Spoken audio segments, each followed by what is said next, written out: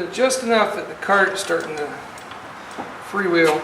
I got to take all the assembly off the back end here, and then we'll be self-supporting, and we'll be ready to put her to the transmission. Awesome. All right, so Ken, the guy who rebuilt this, heck of a builder and a heck of a nice guy. He went through the whole thing, put in a B&M shift kit in it, replaced all of the shift clutch plates, all the stuff you need in here, put in good quality stuff. And then it's my job, of course, to get a good torque converter and put that in here. I'm not doing any drag racing. I don't plan on doing anything like that. This is mostly a cruiser, but I want a good performer. I want it to be solid. I want it to be tight. And so I went with a Hughes converter, and it's good quality stuff. It's brand new, not a reman or anything like that. Now you'll notice on your converter, if you're not done this before, there are these little cogs in there, these little cutouts. Well, inside that seal, and this is all brand new seals and such, but inside that seal, if you look back in there, you'll see two teeth, and those two teeth need to sit. They need to be seated inside these cogs. And so you push it through the seal, and you turn it until it seats, and then you push it in until it clunks, and you're good. And those two teeth in there, that is your pump. That's the hydraulic pump that actually runs the whole transmission. It makes it work. And ultimately what's going to happen is that this guy here, which has got a little bit of grease on it, we'll push that around and make it easier to slide past that seal. We'll get a good seat that way. But this guy here is attached to the flex plate on the engine, just with 3 bolts. It's all it takes to power your whole vehicle. Kind of crazy, but totally true. Use a good grade 8 bolt, and I'd recommend a little Loctite on there to hold everything in place, and we'll talk about that when we go to get that all put together. But we actually don't bolt this together. These tabs down here, we don't bolt those to the flex plate until after it's all mated together. So right now, what I need to do is get this seated, and we'll go from there. So this is empty. These are a lot heavier if you're bringing them off and taking them back on, because boy, when they're full, you got a couple quarts of fluid in there, plus the 20-pound converter. I'm just looking to see where the teeth are, and I can see that they're just slightly off of straight up and down. That's just going to make it easier for me to find them and line it up. So we just bring that in, get through the seal, which in and of itself can be tricky. There we go. So you got to engage the teeth, you got to get through the seal, and then we turn this until it seats again. And now we're engaged in the pump. We can feel that it's all engaged. I don't think you're likely to see any tail shaft action going on back here by turning it back and forth. But I could feel it seat. So the first time it seated was the teeth engaging and going through the seal. And then the second time was when I turned it and it engaged those teeth, like I said. So she's ready to go together to our engine now.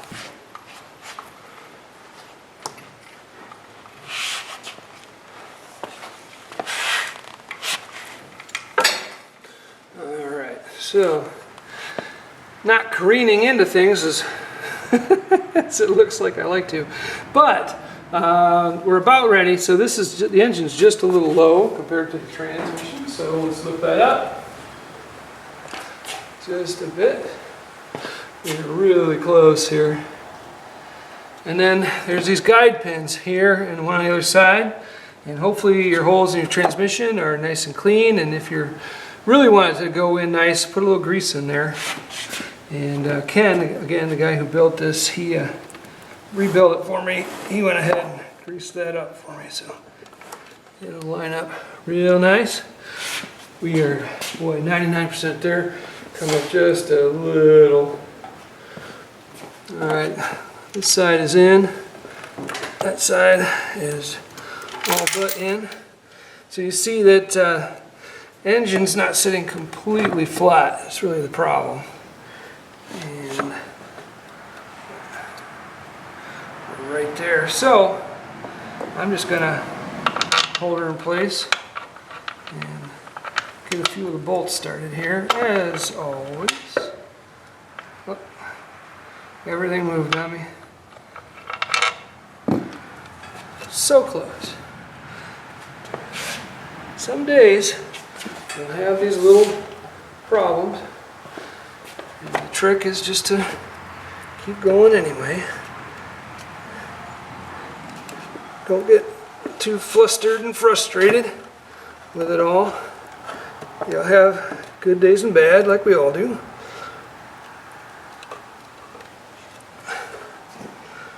Or good moments and bad, as the case may be. I am 99% there. I just need to get it together, literally.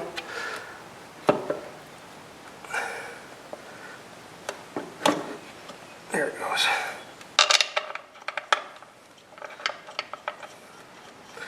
Of course, like most things, it's easier if you got a buddy who'll help you out. But if you don't have any friends, or you just don't have any friends who are available, this is how you do it by yourself. All right, there we go. So now I just got to get the rest of them in, and we'll tighten her down.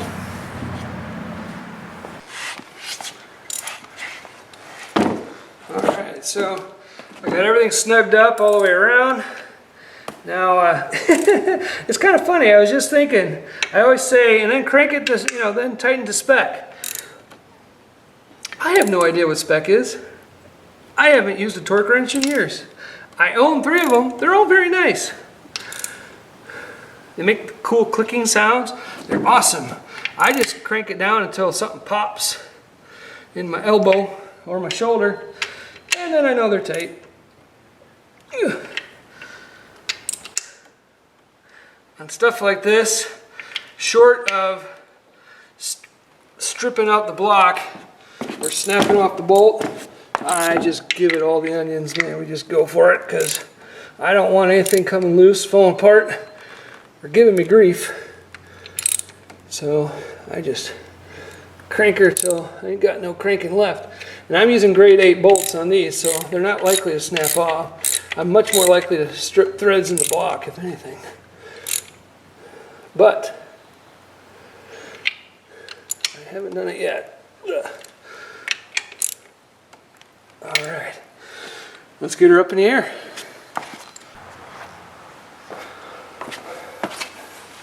Now I'm sure there was at least a dozen of you out there who noticed I hadn't put the starter on yet. And I was about ready to put it in the engine bay. I mean, you could tell the guy, goodness. You could have just shouted a little louder at the TV there, and or your phone, however you're watching this, and you could have told me. Oh well.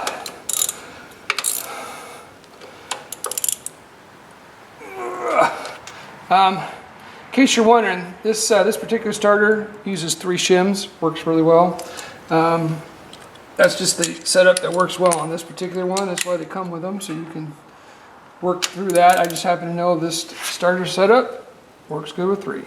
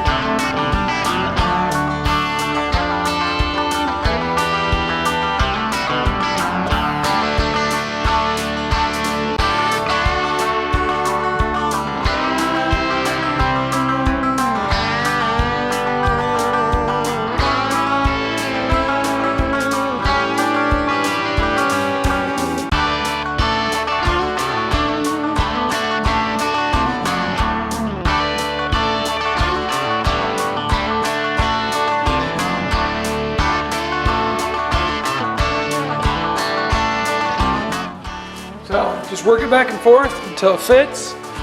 Level it out as you need to, and you can do this by yourself. Obviously I just did. Pardon me, a little bit of work, but she's almost seated, and so now I just got to level it out, set it the rest of the way, and put the engine pins in. We'll be good to go. Mounting bolts, excellent.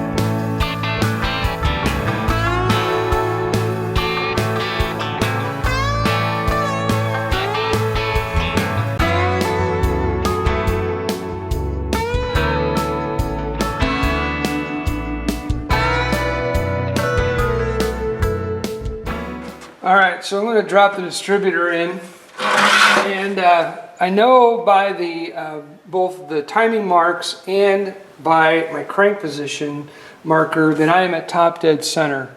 So what I want to do is I'm going to drop this in so that the button is pointed right at number 1. It's just going to make it really easy to hook it up that way and make sure it fires up and does what it's supposed to do.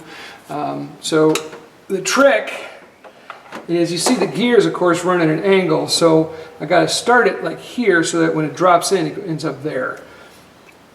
And I got to engage the oil pump gear at the same time.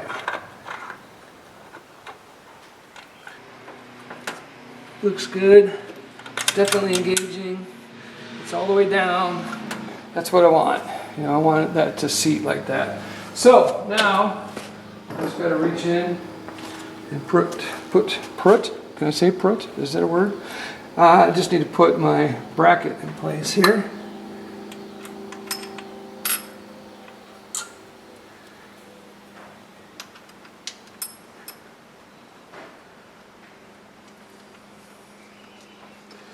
And that, of course, holds it in place. It allows you to set your timing. And if you're watching this, you probably didn't know that, but it allows me to spin the body of the distributor to set the timing. But that looks real good right there. And you see that when I turn the body, that's changing the position of the cap. But it doesn't change the position of the rotor relative to the cam. And so that's how you advance and retard the timing, just by turning it that way.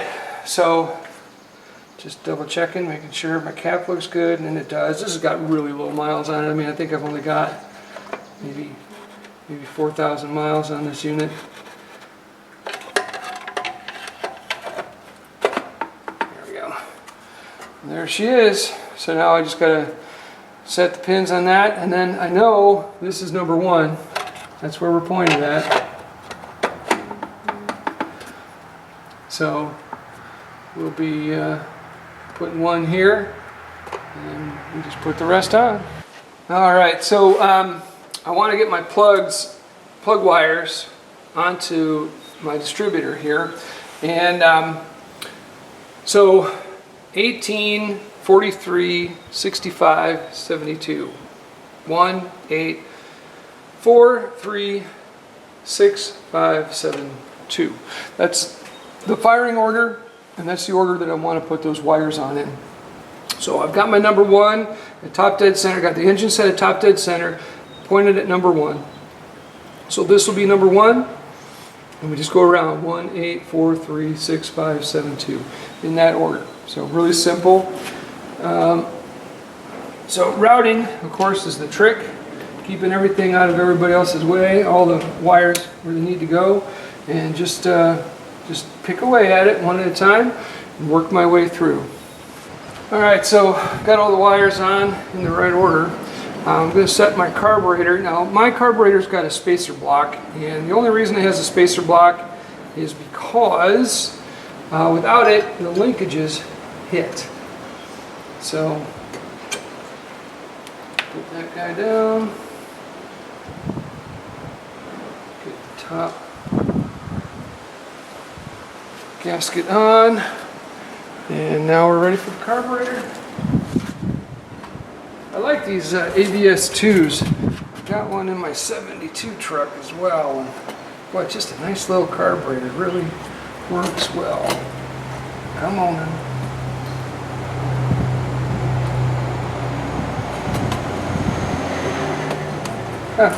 Helps me line it up right. Okay, there we go. Perfect.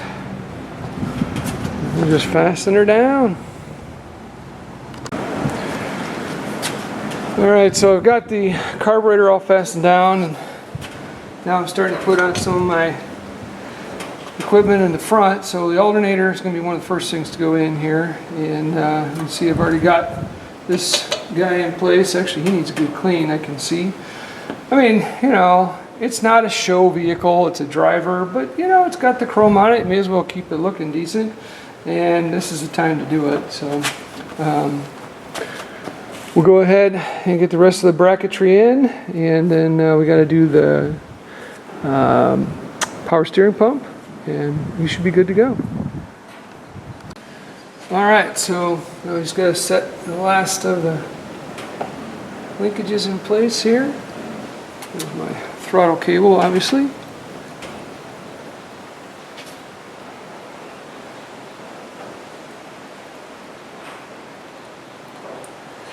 we go.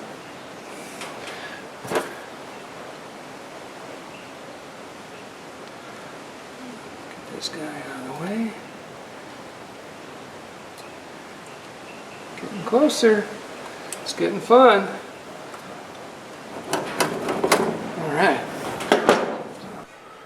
Alright, I'm excited to be dropping this cold case radiator in here. Let's get it down close and then reposition here. Alright. It is a snug fit, but not because of them. I made some alterations to the truck due to the fact that when I bought it, it didn't have a core support. And so, because of that, there's a few little issues. The core support across the bottom was missing. So, I got the front core support. You can probably see that's what I'm bolting to. And this thing matches up perfectly to the original bolt, which is awesome. So that was here, but the piece across the bottom was not. And so, I made some alterations to make it fit. So now I had to make some alterations to my alterations to make a proper radiator fit in here, but boy, it sure sits in here nice. Alright, so we got her started, and now I want to test fit my hoses, and this is looking like a real truck. It's getting exciting. Alright, let's do the hoses. Alright, so I've got this all really locked down and plumbed up. I don't have the fan mounted yet, as you can see, but other than that, it's looking really, really good. So I think I'm going to lift it up in the air and take care of buttoning up a lot of the stuff on the underside. Well, I've got it up in the air. Let's take a little closer look here. So the drive shaft is in and all tightened down, which is great. I've been buttoning up lots of little stuff, getting the electrics in place, coolant lines run to the transmission. You can see I still have not put on the exhaust yet. I need to get that done. So the headers are sitting there open at the moment, but I've got the exhaust pipes sitting on the floor and they're ready to go up next. And just taking care of all the little thises and that's. I actually still need to get the dipstick for the transmission. I need to get that attached to the back of the engine. And it's just all that little kind of stuff that I'm buttoning up right now on the underside here.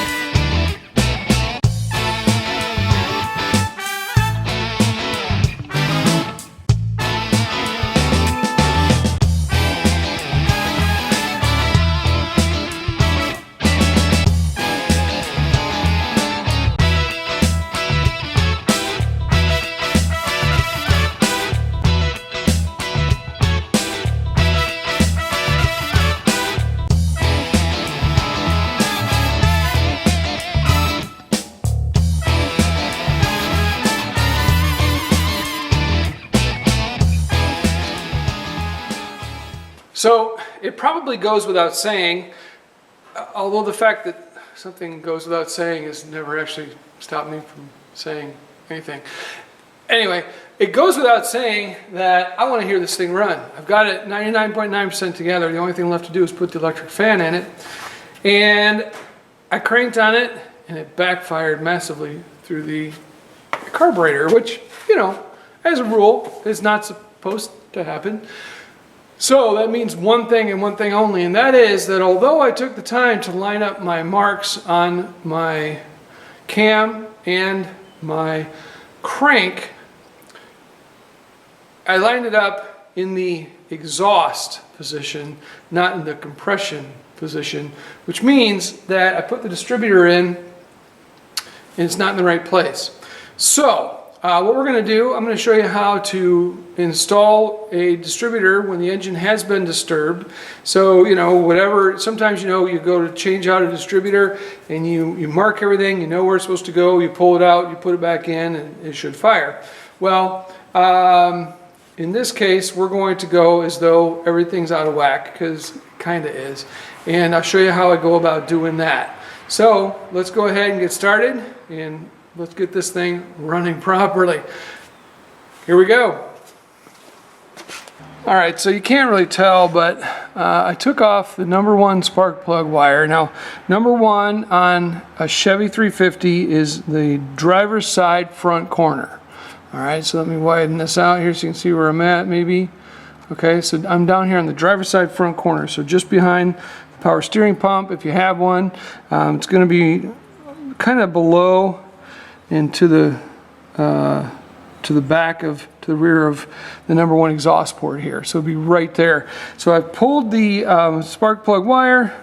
I pulled out the spark plug. And what I'm going to do, and forgive my hairy arm getting in the way, is I'm going to come down here and I'm going to plug the hole with my thumb. I'm going to put my thumb over the hole. You can see the dent, hopefully, in my finger there, my thumb. Now, very important, don't put your finger in the hole, because that spark plug seems like it might go in there deep, but it really doesn't. Okay, the cylinder, that piston is going to come right to the top of that cylinder, and you put your finger in there and it's going to smush it, and that's bad. It's a trip to the ER and it's a mess, and you might lose a finger over the deal, or at least the tip of one. So we don't want to do that. So what I'm going to do is I'm going to put my thumb, just plug that hole. Now, what I'm going to do with my other arm is I'm going to rotate the engine. I did that by attaching a wire. I got a wire lead. You can see that red wire coming up. That other end of that, it's got an alligator clip on the hot lead side of the ignition. So where on your starter solenoid, where the ignition key comes in, where you go to the crank phase, I'm just going directly from the battery. That way I can bump it over. I can bump the engine over with that. So just by touching the wire to the positive post, positive terminal on the battery, I'm going to crank the engine. Now here's the thing. So the ignition is off, so there's no chance of this starting. Of course, the timing's so bad, there's no chance of it starting regardless. But that's what's going to happen. Sorry for my neighbor mowing lawn here. Now, what I'm going to do is I'm going to put that thumb over that opening, which again, I know you can't see it. And what we'll be listening for is we're going to listen for the compression stroke. Now, on the exhaust stroke, the exhaust valve is open. So under your valve cover here, the exhaust valve will be open, so there's no compression. You won't hear any air coming out of the cylinder because the air is being pushed out the exhaust. So only on the compression stroke will you feel and hear air coming out of the #1 cylinder. Only on the compression stroke. So what I'm going to do is I'm going to put my thumb here. All right, there it is. And then I'm going to bump this over and we will hear air come. And if you're putting your thumb over that opening, you'll feel it pushing your thumb away. All right, and so that's what we're going to do right now. We're going to identify that stroke. All right, so it's pulling down. I can feel the air pull down. Just tapping it over. All right, so you heard the air come out around my thumb. So right there is where I want to be. And actually, that's perfect because I stopped it at just the right time, because if you look at the timing mark, and I'm not sure how well you'll be able to see it here. Not from this angle. Let's see. Whoa, whoa, there it is. Woo, just barely. Right there, you can see the on the harmonic balancer, there's a line, and it's right at the top end of my graph here, and that means my timing is just advanced, which is really what I want. Now, let me see if I can move this over just a skosh so you can see it better. You will see that my timing gauge on the engine is actually so badly worn, so rusted at one point that there's nothing left. You can't see the marks, but we can see the jigsaw, and that deepest jigsaw is 0. That's top dead center, and we are 2, 4, 6, 8, about 10-ish degrees before top dead center, 8 to 10. And this engine, 350s, typically like about 10 to 12. It's been my experience, 10 to 12 degrees of advanced timing. So you want to be advanced of top dead center when it sparks. And so that's going to be about right where we want it, right there. So what I'm going to do now is I'm going to pop the cover off of the distributor cap. I'm going to see which way the rotator is pointing. I'm going to make that the #1 cylinder, and then we're going to put this, we're going to reset the wires to that, and we're going to put it all back together again. So right now we're looking pretty good right where it's at, and so let's go ahead and let's get this reset. All right, so let's see who can spot the problem. Yeah, I'm 180 degrees out. That's why, of course, it was backfiring through the carburetor. It's kind of a rookie mistake. I should have checked. You know, but just to show you, you don't have to be perfect to do this, okay? Seriously. So what's going on is that is pointed not at #1. It's pointed at, let's see, so 1, 8, 4, 3, 6. It's pointed at 6, 5, 7, 2. So it was pointed at #6, so it was backfiring out through the carburetor. No surprise. All right, so I have two choices. I could either pull all the wires and reorganize them because they're in these clamps that are holding them down on the rails, or I could just pull the distributor out and turn it around the right way. So I'm just going to pull the distributor out and turn it around the right way. It's really the right thing to do. But I will say this. If you find yourself in this position, and if the wires being, like I've got these mounted into these racks over here that have little clamps, and it's to keep them out of the headers. If you don't have any of that nonsense and you can switch the wires around fairly easily and get the length that you need, frankly, any post on the distributor cap could be #1. It really doesn't matter. As long as you go in the right order from there, 1, 8, 4, 3, 6, 5, 7, 2. As long as you go in that order, you're golden. And the timing light will work, everything's fine. In my particular case, I got to turn it 180. If I pull it out and turn it all the way around and pop it back in, my oil drive should line up, so I shouldn't have any issues with that. And it's actually the right way to go about it. But again, you know, if that was you, if you were in this situation, that's another way that you could do it, and you'd be fine. But I'm going to go ahead, pop it off, turn it around, and we'll get her back together again. All right, so my big old arms are probably going to get in the way here, but all I'm going to do is lift this out. I'm going to rotate the top gear around and just drop her back in. It's really going to be just that simple.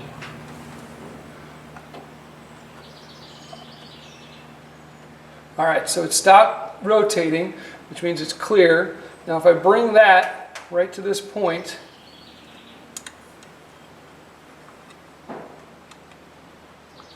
and when I drop it back down, we should be golden. All right, so I've got the cap turned around the right direction. We'll zoom in here just so you can see the pins now facing the #1 cylinder, which is what I was looking for. And we'll go ahead. Ooh, somebody's getting some. There it goes. Ooh, bikes. 5, nice. Anyway, so we got that pointed now where we want it, pointed at #1. So now I'll go ahead and get the cap on there, rewire it, get the wires in place, and we'll be ready to test fire. All right, let's double check. 1, yes. 8, yes. 4, yes. 3, yes, 6, yes, 5, yes, 7, it is, and number 2, yes. Check, double check, good to go. All right, let's fire this puppy up.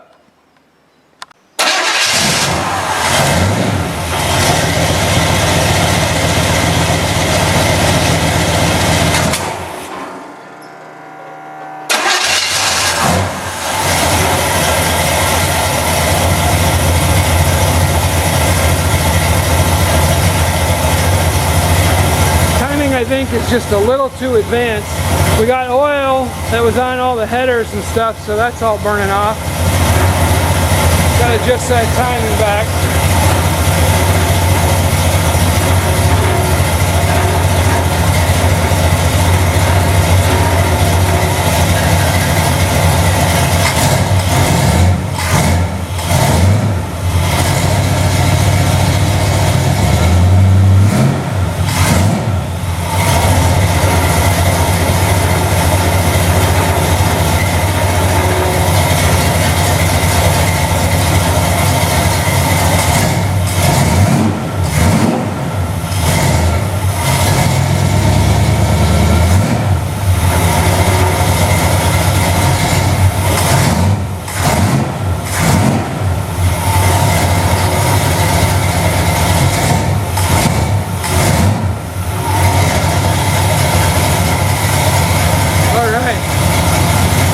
Smoke looks really even worse on camera.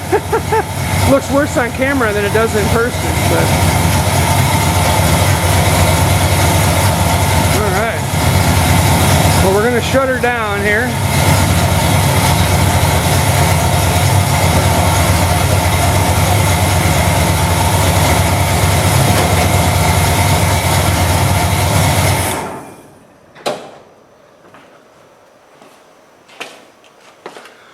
So that smoke you see is oil burning off the headers.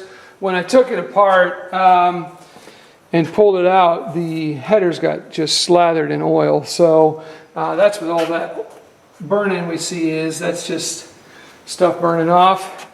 But boy, it's good to hear it running again. My goodness. It really, really is. I'm excited about that. But I got to get the fan installed. I don't have the electric fan hooked up. I didn't bother to get that working yet. And I'm going to need a little more coolant in the coolant system. But boy, it's good just to hear it fire up. It's just such a relief. So I'm going to set about getting that electric fan mounted.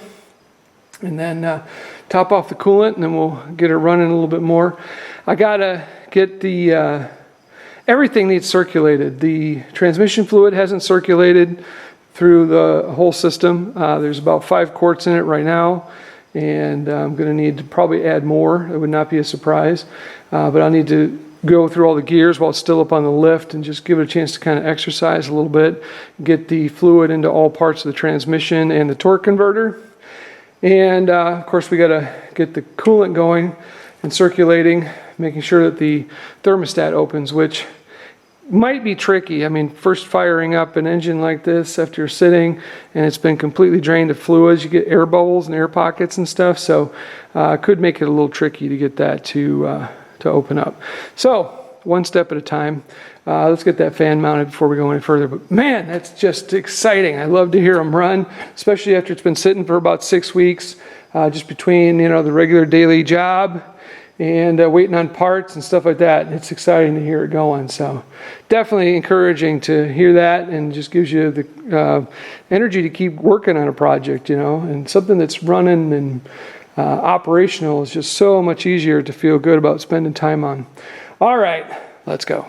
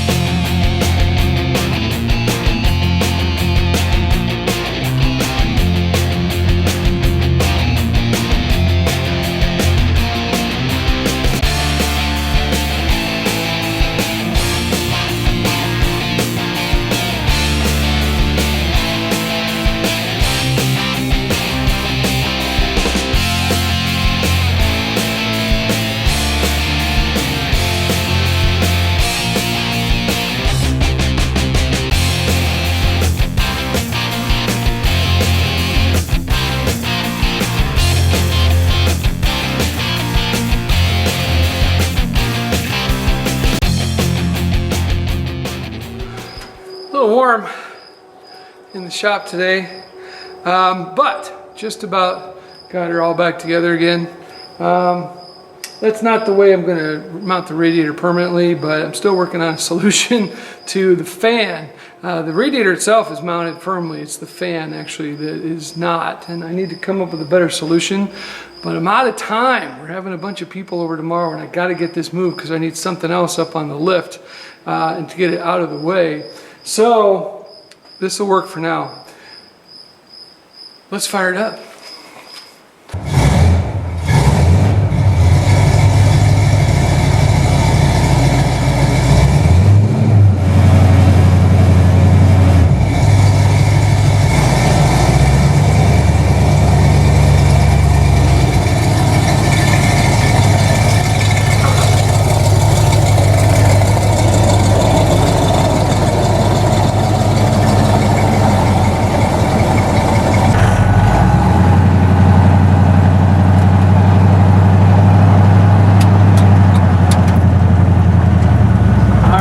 First time out of the driveway, so it's putting her back together again.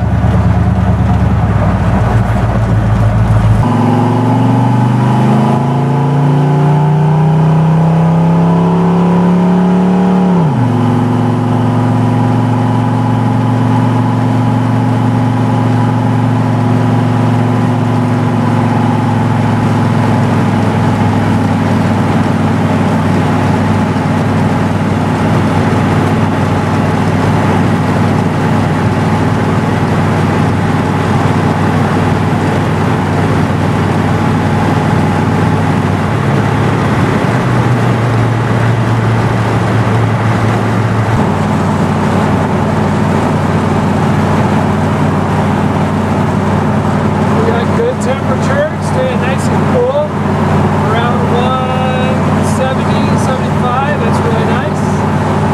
Fantastic oil pressure. This thing's always had good oil pressure. It's oiling well, and we got 14 volts, so we are doing fantastic. I need to get a speedometer cable because right now I don't actually know how fast I'm going. It's clear I need to check the tires because she's pulling to the left, and that's new, so I'm guessing I got a low tire on that side. But man, oh man, it sure is good to have it out on the road again, I'll tell you what.